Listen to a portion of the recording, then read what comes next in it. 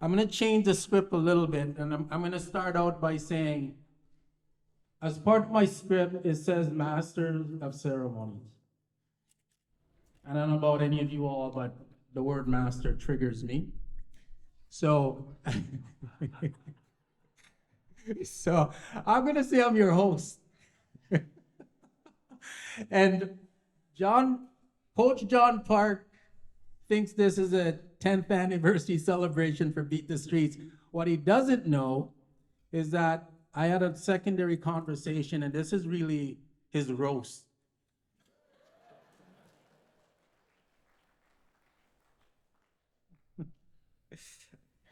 I just want to do a couple of housekeeping things. Bathrooms to my right, this way. For the female, just on the upper level. There's also bathrooms through the main office. If that one is busy, you can walk right through. There should be some signs there for you to find the bathrooms. I want to also take a moment to acknowledge the dedicated volunteers, the school staff, and Chef Mar for their support and excellent start for our evening tonight. Please let's acknowledge those people.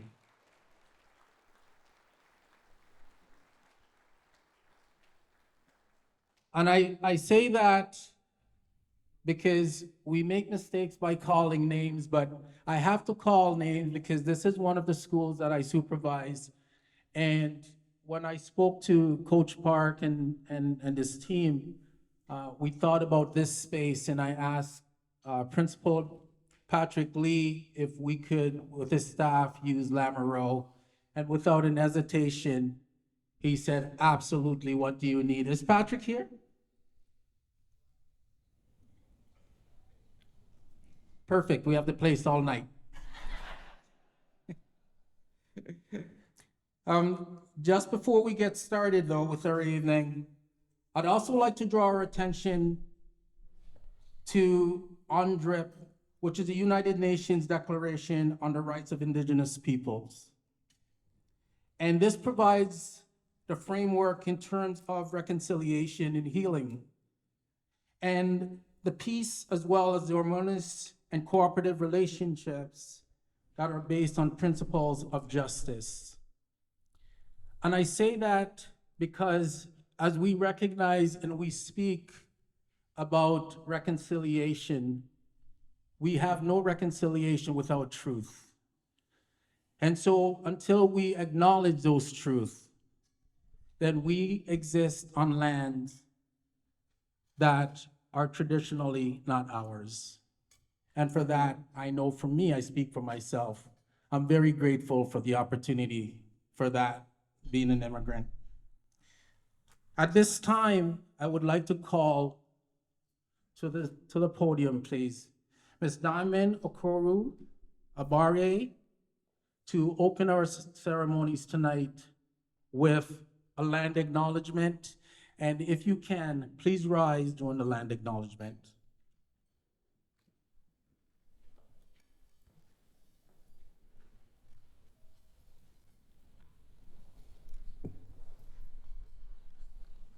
We acknowledge that we are hosted on the lands of the Mississaugas of the Anishinaabe, the Haudenosaunee Confederacy, and the Wendat.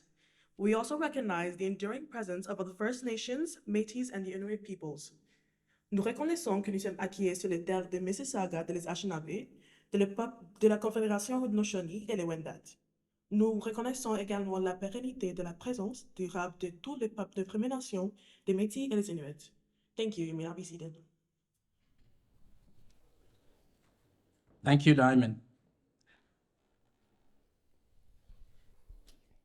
Just a couple of acknowledgements. I know that Canada Wrestling is well represented here tonight, and I want to take the opportunity to acknowledge the current, former national team members, Olympians, and those that represented Canada internationally, and to thank them for attending tonight's event and helping to promote our cause in our sport. And so What you may not know is what I discovered for myself with my sons in the sport, is that they don't know what they don't know. So what I'm going to ask right now is for all the individuals in the stands seated here, because you're probably sitting beside one of them. If you represented this country internationally on a national team, on an Olympic team, all those things that I just mentioned, can you please just stand for me, please? Take a stand. Olympian, international team members, all of you.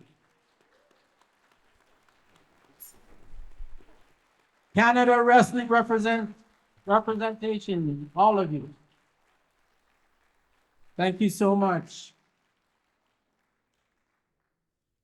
I think we need to do that more often in our sport in terms of celebration of the shoulders that we stand on, knowing the journey of this sport. Because unless you wrestle, you can only imagine what it's like.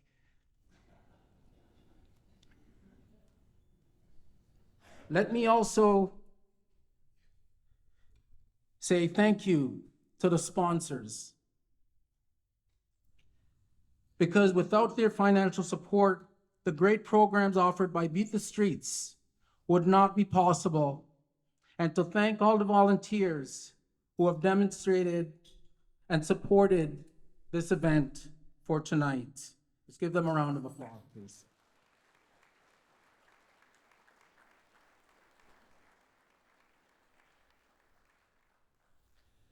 I'm not sure.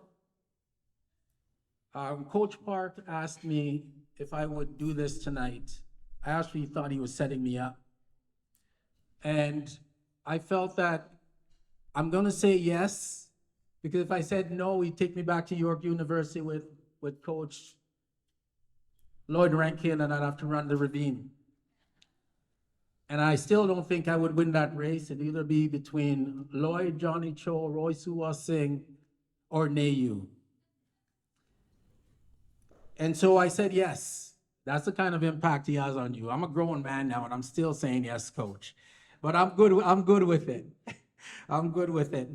But part of what he wanted me to speak about is, he said, my story. And I thought about that, and I thought to myself, my story, but everybody has a story. Everybody has a story. And so what I thought is, I thought I'd share a reflection for you and tell me if you're involved in wrestling, either directly or through a family member, you could pretty much insert your name into the narrative that I'd like to share with you briefly. And so I want to take a moment to express my deepest gratitude for the incredible impact wrestling has had on my life and on the life of young people. Thanks to the wonderful work of Beat the Streets Wrestling, it has been more than just a sport to many. It has been a guiding light, a source of strength, and the pathway to personal growth. And through the organization's dedication to providing opportunities for youth, wrestling has taught valuable lessons, skills on the mats, and invaluable lessons away from the mat. It has been a guiding light, a source of strength, and a pathway to personal growth. And through this organization, the dedication to providing opportunities for youth, wrestling has taught valuable lessons on the mats and in the skills of developing as a young person.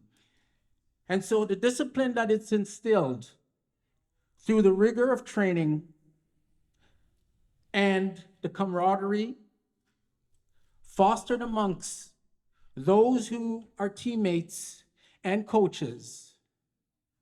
Every aspect of this journey in wrestling has shaped us into the people we are today. Wrestling teaches us resiliency in the face of adversity, and it also teaches us perseverance in times of struggle and the importance of setting and striving for ambitious goals. Moreover, the sport and its mentorship we receive from coaches and volunteers are instrumental in the development both as an athlete and as an individual. And the unwavering belief in their potential has fueled their determination to push past their limits and achieving success, not only on the mats, but also in all aspects of life. I am grateful to be a part of Beat the Streets and the opportunities that it's provided and the profound impact that wrestling has had on shaping the lives of so many young people through possibilities and opportunities and access. They have discovered their true potential and have charted a course towards a brighter future. And for that, I want to say thank you for everything that this sport has offered me, my family, and I am sure as you sit, if you've had anything to do with the sport, you will reflect with the same type of feeling as well. I know it's been a beacon of hope and opportunities for many in what we would call priority or underserved communities. I wanted to share that not necessarily as my story, because I think it is a story that many wrestlers share. And so that's not my story, it's our story, and you can insert name here because of what this sport has done for so many of us. Now, let's just take a moment to reflect on Beat the Streets. The incredible journey over the past decade. Neil, the executive director, will provide an insight into the program and the impact of recognizing athletes, coaches, and supporters who have been instrumental in the success of Beat the Streets. But before Neil comes up, I think Beat the Streets in Canada is the brainchild of one man. And I don't know how he did it, where he got it from, but I think it was a trip to Philadelphia that John first came back with the idea about starting something in Canada called Beat the Streets. I remember when he had that first conversation with Johnny Cho, myself, and again, we just went along with it thinking this man is crazy, but he's our coach, so we're gonna go along with it.